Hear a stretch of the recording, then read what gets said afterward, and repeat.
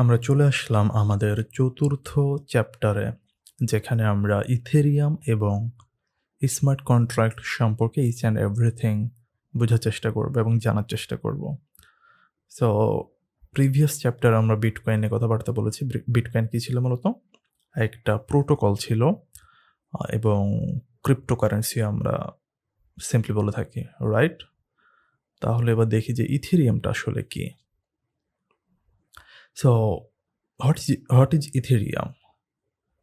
Ethereum is a decentralized open source blockchain platform that enables smart contracts. So ফার্স্টে এই শব্দটা আসছে smart contracts. What does it mean actually? Previous chapter কোনো একটা লেকচারে আমরা বলতেছিলাম স্মার্ট কন্ট্রাক্টটা হচ্ছে এমন একটা প্রোগ্রাম যেটা সেলফ এক্সিকিউটিং। এর মানে কি?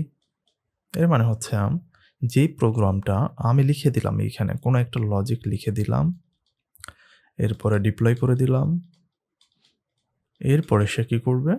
নিজে নিজে এটাকে রান করতে থাকবে নিজে নিজে। এটাকে বলা হয় সেলফ এক্সিকিউটিং প্রোগ্রাম। ইথেরিয়ামের ডেফিনেশনে যখন আসলাম তখন কেন এটাই প্রথমে রাখলাম? উত্তরটা হচ্ছে ইথেরিয়াম এত পপুলার হওয়ার পেছনে যে সকল রিজনস রয়েছে তার মধ্যে টপমোস্ট একটা রিজন হচ্ছে স্মার্ট কন্ট্রাক্ট। তাহলে ফার্স্ট ইথেরিয়াম বিটকয়েনের মতো একটা প্রোটোকল, বিটকয়েনের মতো একটা নেটিভ কারেন্সি, বাট অ্যাডিশনালি বিটকয়েনের যে সকল ল্যাকিংসগুলো ছিল, লিমিটেশনগুলো ছিল, সেগুলোকে ইনহ্যান্স করে মূলত ইথেরিয়াম আত্মপ্রকাশ করে। তাহলে first of all smart contract self executing contracts with the terms directly written into code. যেমনটা আমরা বললাম যে এই যে টার্মস, এই টার্মসে আমরা কী করবো? জাস্ট আমাদের লজিকগুলো লিখে দেব। এরপরে ডিসেন্ট্রালাইজড অ্যাপ্লিকেশন। আমরা ইথেরিয়ামের মাধ্যমে বা সর্বপ্রথম ব্লক চেইনে যে আমরা ডিসেন্ট্রালাইজড অ্যাপ্লিকেশন বিল্ড করতে পারি, এইটা এই ইথেরিয়াম পাবলিক আমাদের পরিচয় করায়। তাহলে applications that run on a P2P network, peer to peer network, এই যে আমরা বলছিলাম শুরুর দিকে যে এইখানে আমরা একটা নেটওয়ার্ক আছি, সবাই সবার সাথে কানেক্ট আছি, সবার কাছে একটা করে কপি আছে আমাদের ব্লক চেইনের, সেটাকে বলা হয় পিয়ার টু পিয়ার নেটওয়ার্ক। তাহলে কি? On a P2P of network of computers. এরপর হচ্ছে programmable blockchain allows developers to build and deploy decentralized applications. তাহলে যে জিনিসটা মূলত আমাদের বিটকয়েনে ছিল না, আমরা বিটকয়েনে কী করতে পারতাম? শুধুমাত্র ট্রানজ্যাকশন করতে পারতাম। আমি বিটকয়েন এটাকে অ্যাজ এ প্ল্যাটফর্ম ব্যবহার করতে পারতাম না যে তার উপরে আমি কোনো একটা অ্যাপ বানাবো, সেটাই মূলত এনেবল করে এই ইথেরিয়াম। এর কি ফিচার্স কি? Turning complete programming language solidity, যেটা হচ্ছে ইথেরিয়ামের ল্যাঙ্গুয়েজ। সো টার্নিং না, এটা হচ্ছে টিউরিং কমপ্লিট বলা হয়। তো টিউরিং এটা মূলত প্রোগ্রামিং ল্যাঙ্গুয়েজগুলোকে ভাগ করে।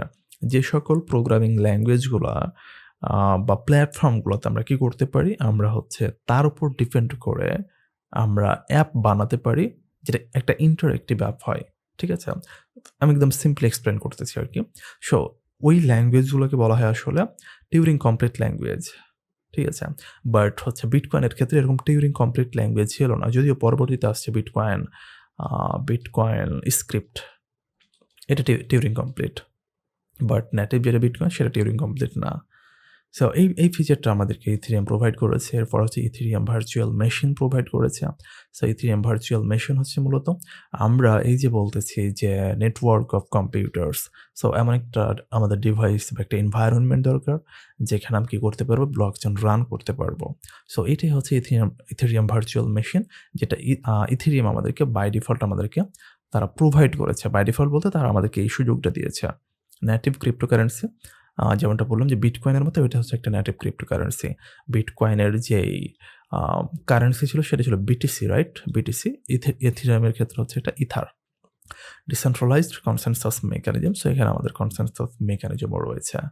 সো এই হচ্ছে আমাদের ইথেরিয়ামের একদম ভেরি বেসিক ইন্ট্রোডাকশন।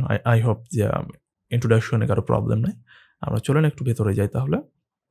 সো এবার একটু আমরা ইভলিউশন গুলো দেখার চেষ্টা করি যে কিভাবে আসলে ইভলভ হলো ইথেরিয়াম। ফার্স্ট অফ অল ২০১৩ সালে আচ্ছা ইথেরিয়ামের আম আবিষ্কর্তা কে? ভিটালিক বিউটারিন। বিউটারিন। খুবই পাতলা হ্যাংলা করে একটা ছেলে। রাশিয়ান, বর্তমানে সম্ভবত উনি কানাডায় আছেন। খুবই ইয়াং একজন পারসন। ও আচ্ছা এখানে লেখা আছে। So 2013 Ethereum concept proposed by Vitalik Buterin. Okay? তাহলে ভিটালিক বিউটারিন মূলত সর্বপ্রথম ২০১৩ সালে ইথেরিয়ামের কনসেপ্টটা প্রপোজড করেন। ২০১৪ সালে ইথেরিয়াম ফাউন্ডেশন এস্টাবলিশড হয়। আইসিও হেল্ড হয়। সো আইসিও কি আমরা পরে জানবো। ২০১৫ সালে ইথেরিয়াম মেইননেট লঞ্চ হয়। তাহলে মেইননেট মানে হচ্ছে আমরা যেখানে মূলত আমাদের যেই প্ল্যাটফর্মগুলো বিল্ড করব, ড্যাপগুলো বিল্ড করব, সেগুলো আমরা ডিপ্লয় করি। 2016 এ একটা DAO হ্যাক হয় এবং সাবসিকুয়েন্ট হার্ড ফোর্ক হয়। সো এটা নিয়েও আমরা হচ্ছে একটা ডেডিকেটেড ভিডিও বানাবো DAO অ্যাটাক নিয়ে। এটা DAO অ্যাটাক নামে পরিচিত এবং হার্ড ফোর্ক, সফট ফোর্ক এগুলো হচ্ছে আমরা দেখব। 2017 এ এন্টারপ্রাইজ ইথেরিয়াম অ্যালায়েন্স ফর্মড হয়। এন্টারপ্রাইজ যে বিজনেসগুলো আছে তাদের সলিউশনের জন্য। 2020 সালে ইথেরিয়াম 2.0 আসে। Beacon chain launches. 2022 তে মার্জ হয় transition to proof of stake. So আগে ছিল প্রুফ অফ ওয়ার্ক, দেন পরে প্রুফ অফ স্টেক আসলো। এগুলো দেখবো আমরা। এই হচ্ছে ইন শর্ট ইথেরিয়ামের ইভলিউশন। এখন বিষয় হচ্ছে ইথেরিয়াম এবং বিটকয়েনের মধ্যে পার্থক্য কি তাহলে? আমরা বললাম যে ইথেরিয়াম এইটাও একটা হচ্ছে প্রোটোকল নেটিভ ক্রিপ্টোকারেন্সি। বিটকয়েন এটাও একটা প্রোটোকল নেটিভ ক্রিপ্টোকারেন্সি। বেশ কিছু পার্থক্য অলরেডি আমরা দেখে নিয়েছি। আরও কিছু বেসিক পার্থক্য চলুন দেখি। So first of all purpose কি আসলে এই ২ টা ভিন্ন, ভিন্ন প্রোটোকল আসার পেছনে তো রিজন আছে, রাইট? রিজনটা কি? সো পারপাস হচ্ছে Ethereum general purpose platform. Bitcoin হচ্ছে ডিজিটাল কারেন্সি। বিটকয়েন যখন আসলো তখন কিন্তু তারা এত কিছু চিন্তা করে নাই যে আমরা প্ল্যাটফর্ম বানাবো বা সামথিং এলস করব other than cryptocurrency. But Ethereum আসলে বললাম না যে বিটকয়েনের যে ল্যাকিংস ছিল, ওই ল্যাকিংসগুলো আসলে সলভ করেছে। সো এটা একটা general purpose as a platform তারা কি করেছে এটাকে নামিয়েছে। Second one smart contract. আমরা ইথেরিয়ামে লিখতে পারি, বিটকয়েনে পারি না। মানে শুরুতে তো পারতামই না, পরবর্তীতে আমরা পারি। যেমনটা বললাম আমি প্রিভিয়াস স্লাইডে যে বিটকয়েন স্ক্রিপ্ট পরে লঞ্চ হলো যেখানে আমরা প্ল্যাটফর্ম বিল্ড করতে পারি। ল্যাঙ্গুয়েজ তাহলে পরে টিউরিং কমপ্লিট সলিডিটি, এটা হচ্ছে stake based script. Consensus proof of stake. মার্জিংয়ের পরে, মার্জিংয়ের আগে তারও প্রুফ অফ ওয়ার্ক ছিল এবং বিটকয়েন তো আমরা জানি প্রুফ অফ ওয়ার্ক।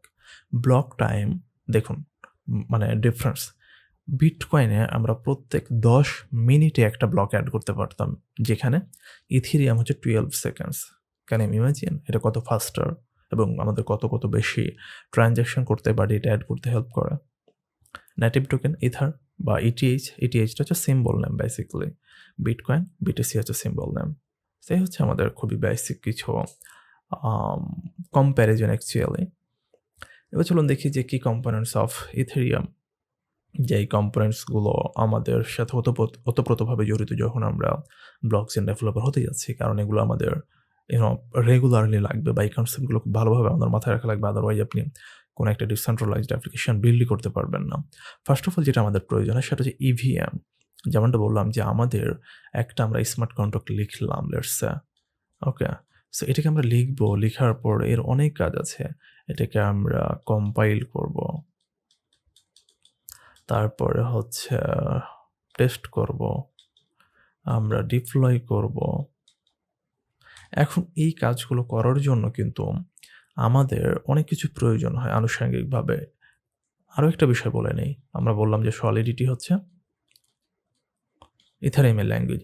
এই সলিডিটিটা না অন্যান্য প্রোগ্রামিং ল্যাঙ্গুয়েজের মতো না, একটু ডিফারেন্ট। অর্থাৎ স্মার্ট কন্ট্রাক্টে আমরা যে কোড লিখি এটা একটু ডিফারেন্ট বা একটু ডিফারেন্ট ওয়েতে আমরা ডিপ্লয় করে থাকি। সো তার জন্য আনুষঙ্গিক যে সকল কিছু লাগে সেগুলো প্রোভাইড করে আসলে EVM, Ethereum virtual machine. Actually EVM বলবো না আমি, পুরো এনভায়রনমেন্ট আমরা সেটা এক্সপ্লোর করবো খুব শীঘ্রই। সো ইভিএম মূলত আমাদেরকে এই জিনিসটা হেল্প করতেছে যে আমি আপনারা জেভিএম এর নাম শুনে থাকবেন, JVM Java, virtual machine. So JVM যে কাজটা করে অ্যাকচুয়ালি ইভিএম আমাদের কাইন্ড অফ সেরকম হেল্প করে থাকে। সো এটা কি? এটা হচ্ছে একটা run time environment for smart contract. যেমনটা বললাম যে এই যে স্মার্ট কন্ট্রাক্টের জন্য আমাদেরকে এনভায়রনমেন্ট প্রয়োজন হয়, সেই জিনিসটা সে প্রোভাইড করে। Isolated sandbox environment. সেটা গেল আমাদের ১ নম্বর কি কম্পোনেন্ট। ২ নম্বর হচ্ছে গ্যাস এবং গ্যাস প্রাইসেস। খুব ভালোভাবে খেয়াল করুন। আমরা বলতেছি যে আমরা যে ড্যাব বানাবো, এটার কোনো সেন্ট্রালাইজড অথরিটি থাকবে না। তাহলে একটা প্রশ্ন কি আসে না যে আচ্ছা আমি তাহলে এখানে যে বিভিন্ন অপারেশন করব এগুলো কি ফ্রি থাকবে? উত্তরটা হচ্ছে না। আমাদেরকে এখানে একটা ফি প্রোভাইড করতে হয়। ব্লকচেইনে বা স্মার্ট কন্ট্রাক্টে যখন কোনো একটা অপারেশন আপনি ঘটাবেন, আপনাকে একটা ফি দিতে হবে মাস্ট। সো ওই ফিটাকে আমরা নির্ধারণ করি বা বলে থাকি গ্যাস ফি বলে থাকি।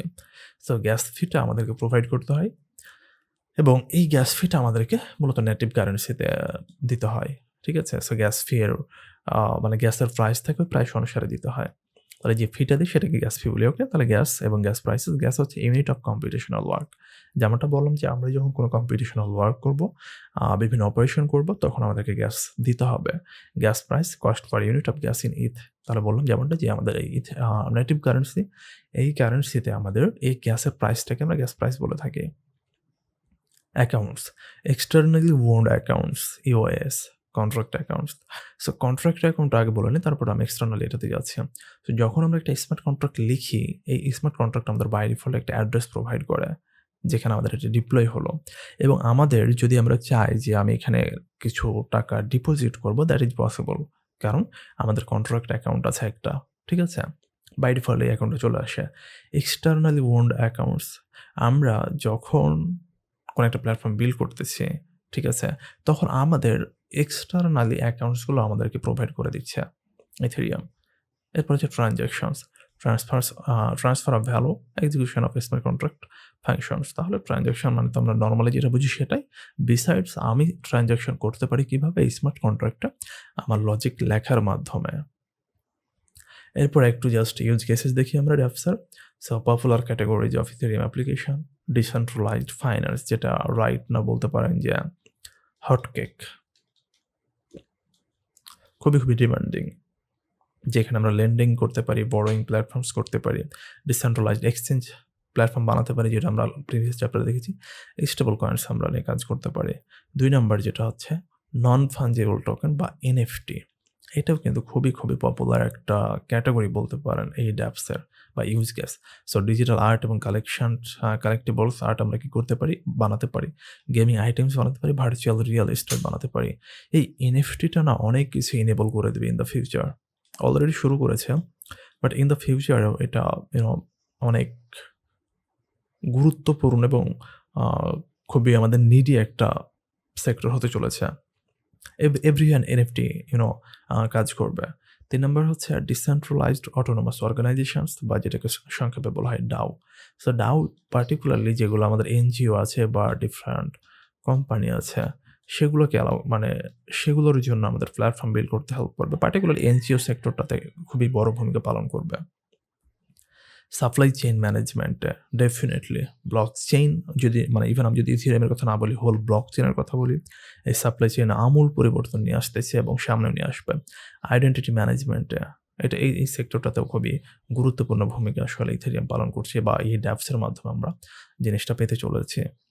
সো এই ছিল আমাদের ইথেরিয়ামের ইন্ট্রোডাকশন পর্ব।